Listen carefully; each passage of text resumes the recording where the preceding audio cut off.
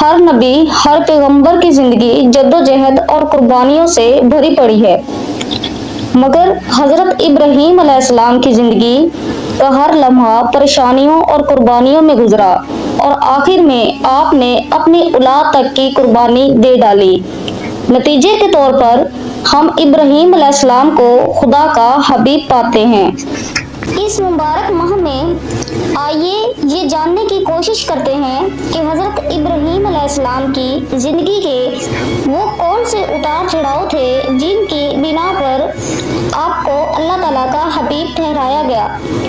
آگے بڑھنے سے پہلے میں ایک بات کی وضاحت کرنا چاہوں گی کہ انسان کے اندر فطرتی طور پر وہ مادہ موجود ہوتا ہے جو وہ بننا چاہتا ہے یا جو وہ بن سکتا ہے۔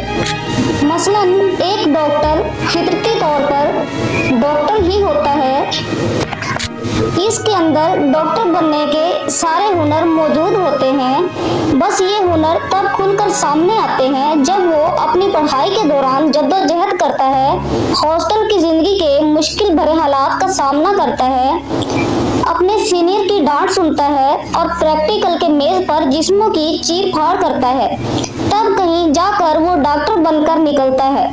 ابتدائی تعلیم کے دوران تو اسے گمان تک نہیں ہوتا کہ وہ مستقبل کا ایک ڈاکٹر ہے۔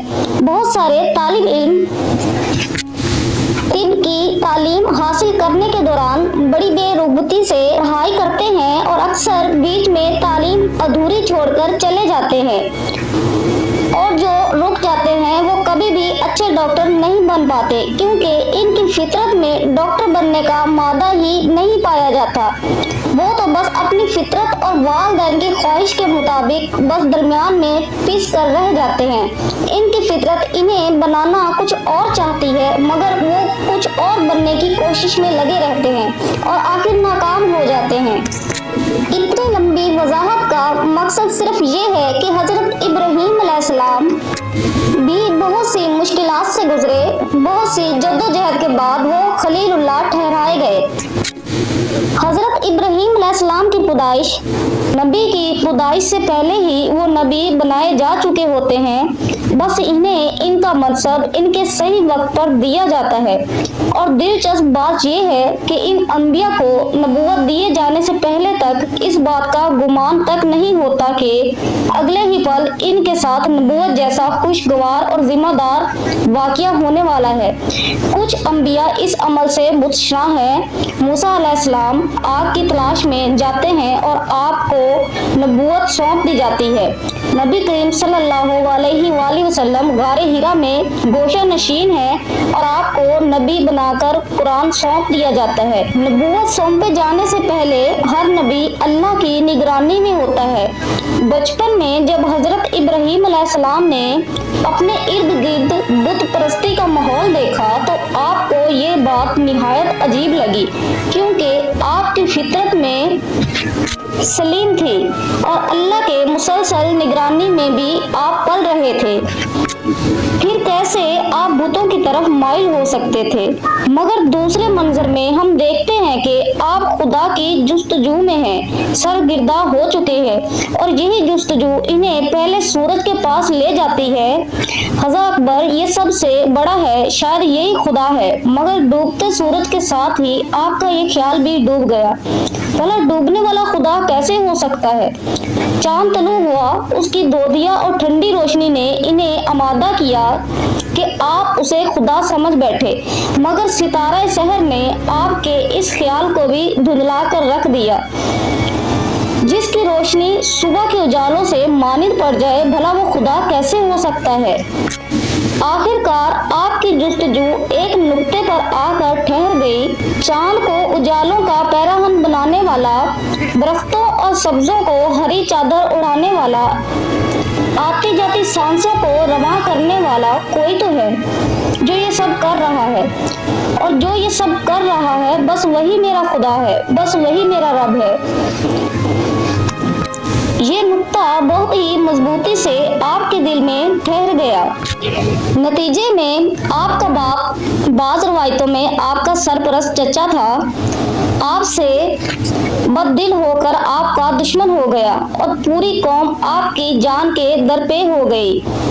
बादशाह वक्त नमरूद ने अपनी दलीलों से कायल करने की कोशिश की, मगर नाकाम होकर आपको आग के हवाले कर दिया। सूरज और चांद को डुबोने और उभारने वाले खुदा ने अपने खलील को आग से यूं निकाला जैसे वो आग थी ही नहीं। पहली आजमाइश से खुदा का खलील खुदा की मदद से सुरखरू होकर निकला, मगर बाबिल की दुनिया अब इब्राहिम पर तंग हो चुकी थी और हिजरत मुकद्दर ठहरी।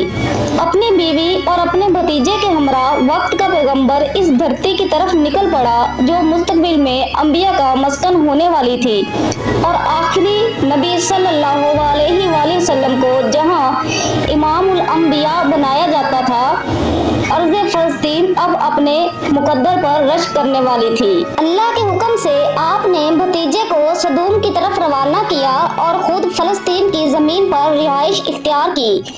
एक मुबारक बच्चे की विलायत हुई जो आगे चलकर नबी ठहरा, इस्माइल अलैहिस्सलाम। एक कड़ी और बड़ी आजमाइश को तो अब भी आना था। हुक्म हुआ अपने बच्चे को, इकलौते बच्चे को इसकी माँ में यहाँ से सैकड़ों मील दूर अरब के जलते सहरा में छोड़ आओ। बीवी ने चारों तरफ नजर दौड़ाई, हर तरफ ठाठे मारता रेत का समंदर था। हरियाली की एक घास तक नहीं, बूंद का एक पानी तक नहीं। बीवी ने पूछा, इस सहरा में आप हमें किसके भरोसे छोड़कर जा रहे हैं? खलील ने बस दो टोक जवाब दिया, अल्लाह के भरोसे। साबिर बीवी ने कहा, फिर अल्लाह हमारे लिए काफी है। वापस चलते हुए कदमों की आवाज नहीं थी, क्योंकि रेत में पैरों की चाप नहीं सुनाई देती। निशान रह जाते हैं जिन्हें वक्त की आंधी रफ्ता रफ्ता मिटा देती है, मगर इब्राहिम के पैरों के निशान देखकर आज भी कौमें अपनी सिमतें तय करती हैं। हजरत इब्राहिम ने जाते वक्त हजरत हाजरा को कुछ खजूरें और पानी दिया था। हजरत हाजरा भूख के वक्त खजूरें खाती और प्यास के वक्त पानी पी लेती, यहाँ तक कि खजूरें और पानी खत्म हो गया। हजरत इस्माइल को प्यास लगी। आप अलैहिस्सलाम की वालदा माइदा से आपकी प्यास की शिद्दत देखी ना गई। आप करीब एक पहाड़ी पर गई ताकि किसी तरह पानी मिल जाए, लेकिन पानी का कोई निशान नजर ना आया। आप रजी अल्लाह तआला अन्हा बच्चे के पास आई और बच्चे की प्यास की शिद्दत देखकर दूसरी पहाड़ी पर गई। आप पानी की तलाश में जिन दो पहाड़ियों पर गई, इन्हें सफा और मरवा कहा जाता है। दोनों पहाड़ों के दरमियान हजरत हाजरा 7 मरतबा दौड़ी। अल्लाह को हजरत हाजरा का 7 मरतबा दौड़ना इतना पसंद आया कि क़यामत तक हाजियों को हुक्म हुआ कि सफा मरवा के दरमियान वो भी 7-7 चक्कर लगाएं। दौड़ते भागते एक बार जब वो माँ लौट कर आई तो देखा कुदरत अपनी तमाम तर अनायतों के साथ जलवागर है। पानी का एक चश्मा उबल उबल कर इधर उधर बह रहा है। माँ की खुशी की कोई इंतहा न रही और इसने खदशे के पेशे नजर कि कहीं पानी जाया होकर खत्म न हो जाए, हाथों की मदद से रेत को जोड़ना शुरू कर दिया और कहती जाती, जमजम जमजम यानी रुक जा। अल्लाह इस्माइल की माँ पर अपनी रहमतें नाजिल फरमाए। अगर इसने इस चश्मे के किनारे बंद ना लगाए होते तो वहाँ आज दरिया बह रहे होते। ये मफहूम हदीस है।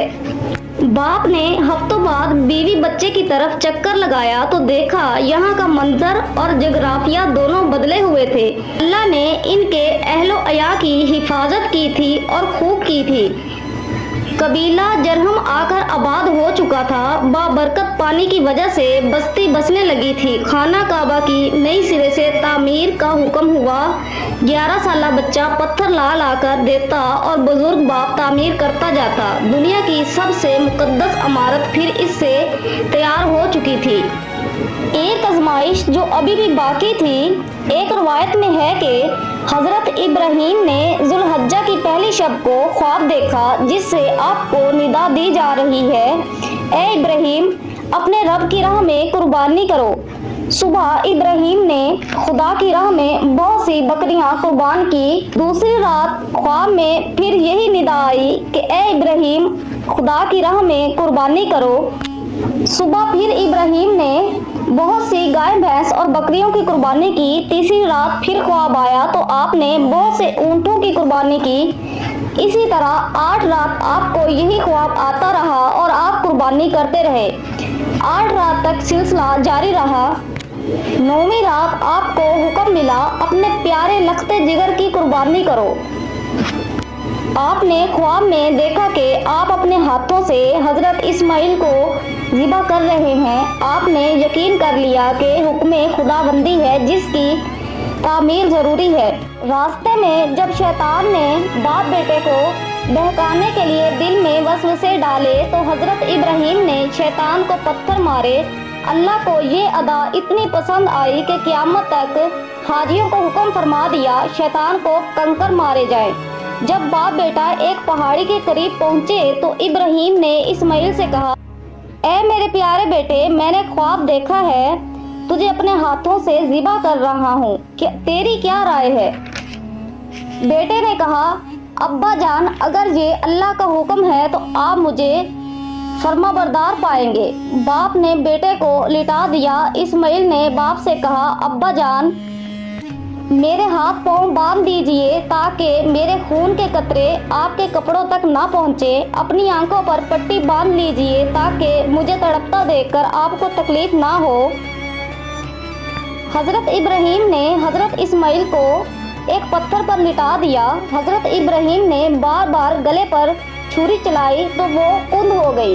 ابراہیم نے چھری کو پتھر پر دے مارا تو پتھر کے 2 ٹکڑے ہو گئے۔ ابراہیم نے چھری سے کہا، کیا وجہ ہے؟ اتنے نازک گلے کو نہیں کاٹتی؟ چھری پکار اٹھی، جب آپ کو آگ میں ڈالا گیا تو آگ کیوں ٹھنڈی ہو گئی؟ حضرت ابراہیم نے کہا، کیونکہ حکم خداوندی تھا۔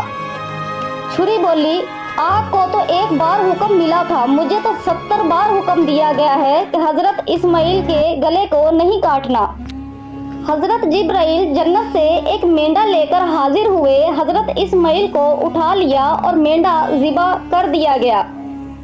اللہ کی طرف سے آواز آئی، اے ابراہیم، تیری قربانی قبول ہو گئی ہے۔ اللہ نے اس قربانی کو قیامت تک زندہ رکھا ہے۔ ہم مسلمان ہر سال حضرت ابراہیم اور حضرت اسماعیل کی یاد میں اور اللہ کے حکم سے اسے ادا کرتے ہیں۔